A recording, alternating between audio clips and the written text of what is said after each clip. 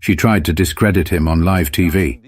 His response: it changed everything. The email came late in the afternoon, a short, formal message from the producers of The Morning Exchange, one of the most watched talk shows in the country. They wanted Darius Bell, tech entrepreneur and CEO of Innovis, to be a guest on their upcoming segment about diversity in business. Darius had seen this play before. A mainstream platform suddenly remembering black entrepreneurs exist, trotting them out for a few minutes of applause before moving on to the next trending topic. But this was different. Innovis wasn't some upstart. They had just secured a multi-million-dollar defense contract, outbidding some of the biggest names in the industry. That wasn't luck. That was 2 decades of relentless work. Still, he hesitated before accepting.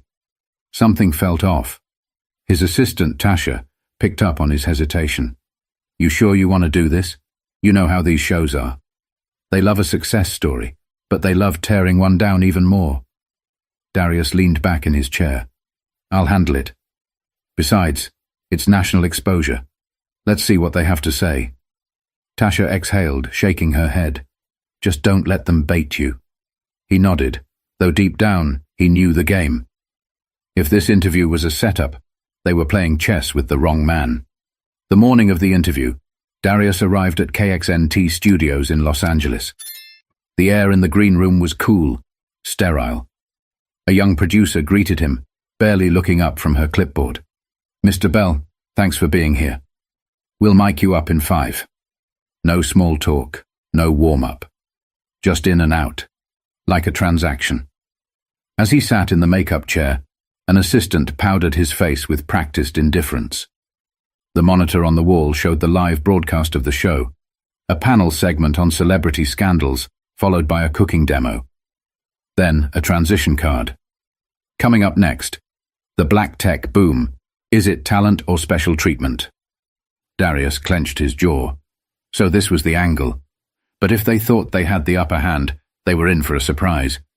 But he wouldn't realize just how far they were willing to go. The set of The Morning Exchange was designed to look inviting. Soft blues and golds, a glass coffee table between the host's chair and the guests. Cameras hovered like silent observers, capturing every movement, every expression. Darius adjusted his suit jacket as he took his seat across from Madeleine Royce, the show's lead anchor. A seasoned journalist with a reputation for asking tough questions. She smiled, but it didn't reach her eyes. "Darius Bell," she began, her voice smooth, practiced. "CEO of Innovis. A true American success story." Darius gave a polite nod. "Appreciate you having me." She leaned in slightly, flipping through her cue cards. "Now, let's get right into it. Your company recently landed a $200 million government contract, beating out some of the biggest names in tech. That's impressive." Darius knew this game. Build him up first. Make it seem like they respected his achievements. He gave a measured response. "It was a long process. But yeah, we put in the work. We developed a security encryption system that outperformed our competitors. Simple as that." Madeleine crossed her legs. "Some have called it groundbreaking." A subtle pause. "But others have raised questions." Darius didn't flinch. "Questions?" She picked up a card, reading aloud. "Some industry experts say Innovis benefited from certain federal diversity incentives, that companies like yours have an edge in these contracts because agencies are looking to diversify their vendors. That perhaps this wasn't just about being the best, but about meeting a quota." There it was. The real reason he was here. Darius let a beat pass before he responded. "I've heard that argument before. It's funny, though. When a black entrepreneur wins, it's special treatment. But when a legacy firm run by the same families for generations lands those same deals, nobody questions it." The air in the studio shifted. The producers, off camera, glanced at each other. Madeleine held her ground. "So, you're saying race played no role at all in your success?" Darius chuckled, shaking his head. "Let me ask you this. When SpaceX won its NASA contracts, was it because Elon Musk met a diversity quota? When Jeff Bezos landed government deals for Blue Origin, Was it because of his background? Or do we only ask that question when the CEO looks like me? Madeline's expression barely flickered. So you don't believe these diversity programs help? Darius folded his hands. They help level the playing field. But what people don't realize is, the playing field was never level to begin with. But Madeline wasn't done yet. She had something else up her sleeve. Madeline's smile sharpened, like a blade hidden in silk. She glanced at her cue cards, then back up at Darius. Well, Darius, let's talk about that playing field you mentioned, she said, her tone shifting from polite curiosity to something a little colder. You grew up in Birmingham, Alabama. Single mother, public school, worked your way up from nothing. That's inspiring. Darius gave a slow nod, sensing where this was going. Madeline continued. But here's what some might wonder. How does someone with no Ivy League background, no deep family connections, go from a struggling neighborhood to securing contracts that billion-dollar corporations failed to land? She let the question hang in the air. The implication was clear. How did you get here? Did someone pull strings? Darius tilted his head slightly, as if considering his words carefully. It's called work, Madeline. Some of us don't have generational wealth or country club networks to fall back on, so we build from the ground up. Madeline gave a small nod, like she was hearing him. But she wasn't listening. But surely you had help along the way, she pressed.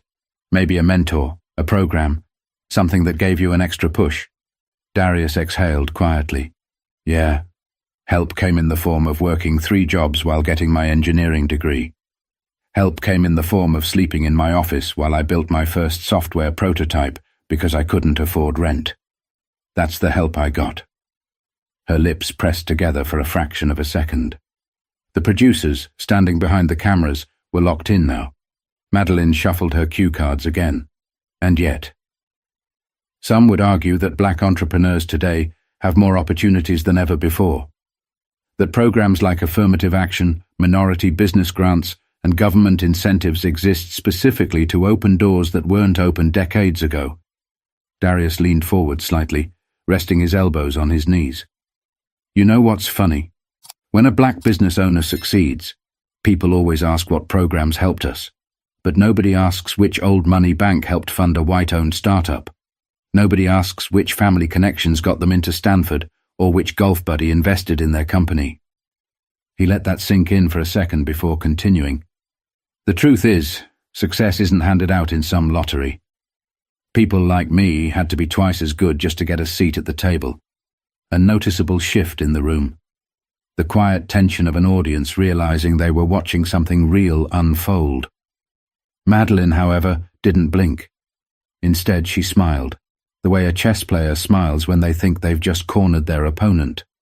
That's an interesting perspective, she said, voice smooth as glass. But let's address another factor. Perception. She turned slightly toward the cameras. Darius, you present yourself as a self-made success. But let's talk about the public perception of your story. Some say that black entrepreneurs get an unfair advantage when it comes to media attention, that the narrative of overcoming struggle is more marketable than the thousands of white business owners who work just as hard but don't get the same headlines. Darius let out a quiet chuckle. Oh, so now we get too much attention? Madeline kept her polished smile, but a slight shift in her posture gave her away. She wasn't expecting him to laugh. You're telling me that in a world where 90% of Fortune 500 CEOs are white men, where major tech funding still overwhelmingly goes to white-owned startups, the real issue is that people like me get too much press. Madeline tucked a loose strand of hair behind her ear. I'm just pointing out that in today's climate, some people feel there's pressure to highlight diversity over pure merit. Darius exhaled, shaking his head. Merit, right. He glanced briefly at the cameras, then back at her. Let me ask you something, Madeline. Do you really think that if I wasn't exceptional at what I do, I'd be sitting in this chair right now? Her lips parted slightly, but before she could respond, he kept going.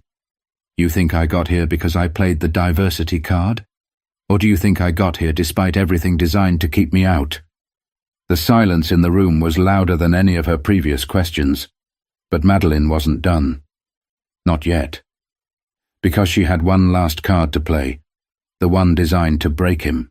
Madeline took a slow breath, shifting in her seat just enough to make it look casual. But Darius saw it, a crack in the facade.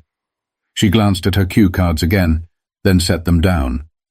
This next part she wanted to deliver directly. "Darius," she said, tilting her head slightly, "I think it's fair to say you're passionate about this, and I respect that. But let me ask you something." Darius gave a slight nod, waiting. "Do you think some of this outrage is exaggerated?" She paused, letting the words settle. "After all, your success story proves that the system isn't as stacked against black entrepreneurs as some claim." The audacity. Darius could feel the heat creeping up his spine, but he didn't let it show. Instead, he let out a quiet chuckle, shaking his head. "You know," he said, voice measured, "it's funny how people love to use one success story as proof that a problem doesn't exist." Madeline's smile stayed put, but something in her eyes flickered. Darius leaned forward slightly, resting his forearms on his knees. "Let me put it this way. If one person climbs out of a burning building, do you point at them and say, 'See? The fire wasn't that bad'?" Madeline opened her mouth, hesitated, then closed it. Darius wasn't done. "The fact that I made it doesn't mean the system isn't broken. It just means I fought twice as hard to get through it." He let his words settle. Even the studio crew had stopped moving. Madeline adjusted in her seat, reaching for a controlled response. "I understand your perspective, but let's talk about another side of this." She turned toward the cameras slightly, her voice adopting that carefully neutral tone used for damage control. "Some might say your frustration isn't really about race," she continued, "that it's about resentment toward larger corporations. After all, you've publicly criticized big tech companies for not hiring more diverse executives." Darius tilted his head. "Resentment? No.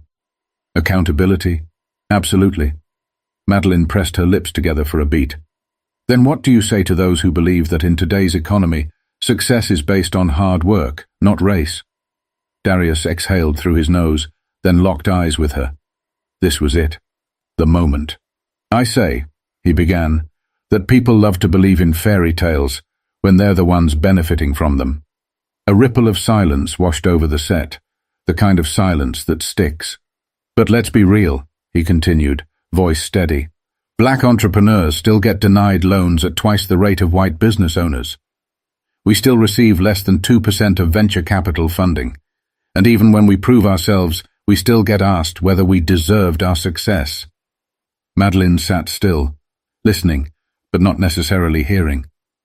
"So let's stop pretending the system isn't rigged," Darius said, his voice calm but firm. "It is, and the only people who don't see it are the ones it works for." Silence. Pure, heavy. Silence.